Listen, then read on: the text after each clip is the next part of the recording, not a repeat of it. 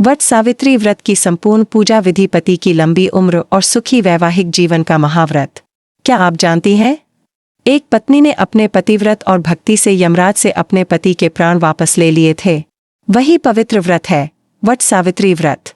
आज की इस वीडियो में जानिए वट सावित्री पूजा की संपूर्ण विधि, कथा और वो खास नियम जिन्हें करने से अखंड सौभाग्य का आशीर्वाद मिलता है। वट सावित्री व्रत का महत्व। हिंदू धर्म में वट सावित्री व्रत सुहागिन महिलाओं के लिए बेहद पवित्र माना जाता है। यह व्रत माता सावित्री और सत्यवान की अमर कथा से जुड़ा है। मान्यता है कि इस दिन श्रद्धा से व्रत और पूजा करने से पति की आयु लंबी होती है, वैवाहिक जीवन सुखमय रहता है, घर में सुख शांति बनी रहती है, अखंड सौभाग्य का आशीर्वाद मिलता है। इस दिन बरगद यानी वट वृक्ष की पूजा की जाती है क्योंकि इसे त्रिदेवों का स्वरूप माना गया है। पूजा सामग्री। वट सावित्री पूजा के लिए रखें लाल या पीला वस्त्र, सिंदूर, रोली और अक्षत, फूल और माला, धूप और दीप, फल और मिठाई, भीगा हुआ चना, जल से भरा लोटा, सूत या कच्चा धागा, पंखा। बरगद के पेड़ की पूजा के लिए दूध और जल। व्रत वाले दिन क्या करें? सुबह जल्दी उठकर स्नान करें, फिर साफ कपड़े पहनें और सुहाग का श्रृंगार करें। इसके बाद घर के मंदिर में दीपक जलाकर व्रत का संकल्प लें। संकल्प लेते समय मन में कहें, मैं अपने पति की लंबी आयु, सुख और परिवार की खुशहाली के लिए वट सावित्री व्रत कर रही हूँ। वट वृक्ष की पूजा विधि। अब बरगद के पेड़ के पास जाएं। सबसे पहले जल और दूध अर्पित करें, फिर रोली, अक्षत और फूल चढ़ाएं। इसके बाद वट वृक्ष के चारों ओर कच्चा धागा लपेटते हुए 7 या 11 परिक्रमा करें। परिक्रमा करते समय भगवान विष्णु और माता सावित्री का ध्यान करें। आप यह मंत्र बोल सकती हैं, ओम नमो भगवते वासुदेवाय नमः। सावित्री सत्यवान की कथा। बहुत समय पहले राजा अश्वपति की पुत्री सावित्री का विवाह सत्यवान से हुआ था, लेकिन ऋषियों ने पहले ही बता दिया था कि सत्यवान की आयु बहुत कम है। फिर भी सावित्री ने अपने पतिव्रत धर्म और प्रेम से कभी हार नहीं मानी। जिस दिन सत्यवान की मृत्यु का समय आया, यमराज स्वयं उनके प्राण लेने पहुंचे। सावित्री भी यमराज के पीछे पीछे चलने लगीं। उनकी भक्ति, बुद्धि और पतिव्रता धर्म से प्रसन्न होकर यमराज ने सत्यवान को फिर से जीवन दान दे दिया। तभी से वट सावित्री व्रत को अखंड सौभाग्य का प्रतीक माना जाता है। पूजा के बाद क्या करें? पूजा पूरी होने के बाद माता सावित्री की आरती करें, कथा सुने या पढ़े, घर के बड़े बुजुर्गों का आशीर्वाद लें, जरूरतमंदों को दान दें। इसके बाद व्रत खोलें। एक पत्नी ने अपने प्यार, बुद्धि और पतिव्रता धर्म से यमराज को भी झुका दिया था और अपने मृत पति को वापस जीवन दिलाया। आज सुनिए माता सावित्री और सत्यवान की वह अद्भुत कथा, जिसके कारण वट सावित्री व्रत की शुरुआत हुई। राजा अश्वपति की चिंता। बहुत समय पहले मद्र देश में अश्वपति नाम के एक राजा रहते थे। उनके पास धन, वैभव और सुख सुविधाओं की कोई कमी नहीं थी, लेकिन उनकी कोई संतान नहीं थी। राजा और रानी ने वर्षों तक माता सावित्री की कठोर तपस्या की। उनकी भक्ति से प्रसन्न होकर देवी प्रकट हुईं और बोलीं, राजन, तुम्हारे घर एक तेजस्वी कन्या जन्म लेगी। कुछ समय बाद राजा के घर एक सुंदर पुत्री का जन्म हुआ। उसका नाम रखा गया सावित्री। सावित्री का विवाह।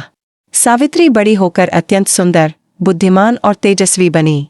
जब विवाह की उम्र आई तो राजा अश्वपति ने कहा, पुत्री, तुम स्वयं अपने योग्य वर चुन लो।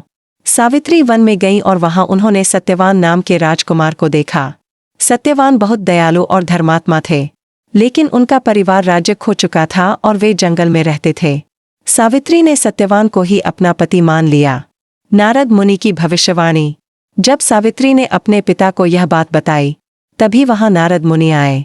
उन्होंने कहा, सत्यवान गुणवान है, लेकिन उसकी आयु बहुत कम है। विवाह के 1 वर्ष बाद उसकी मृत्यु हो जाएगी।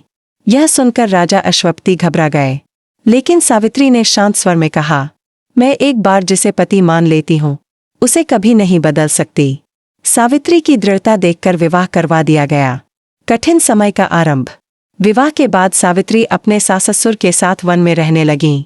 दिन बीतते गए और धीरे धीरे वह दिन भी करीब आने लगा जिस दिन सत्यवान की मृत्यु तय थी। सावित्री ने 3 दिन तक कठिन व्रत और तपस्या की। सत्यवान की मृत्यु। निर्धारित दिन सत्यवान लकड़ी काटने जंगल गए। सावित्री भी उनके साथ चली गईं। कुछ समय बाद सत्यवान को अचानक चक्कर आने लगे।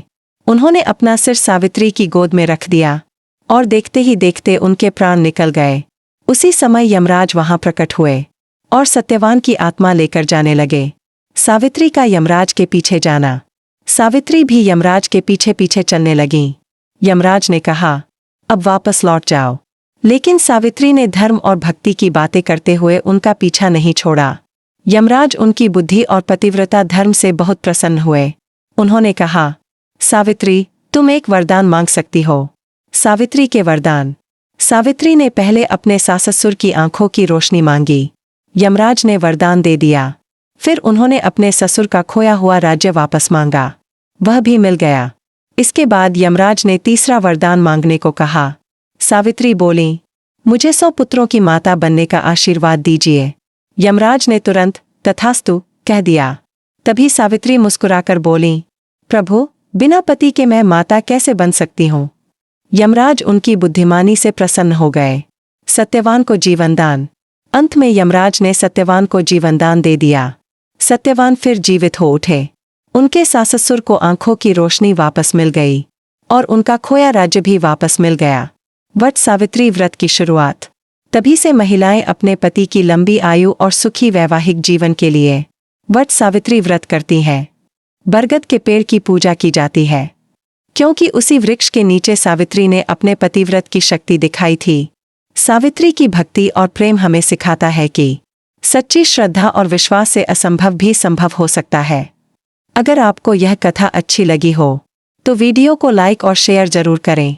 जय माता सावित्री।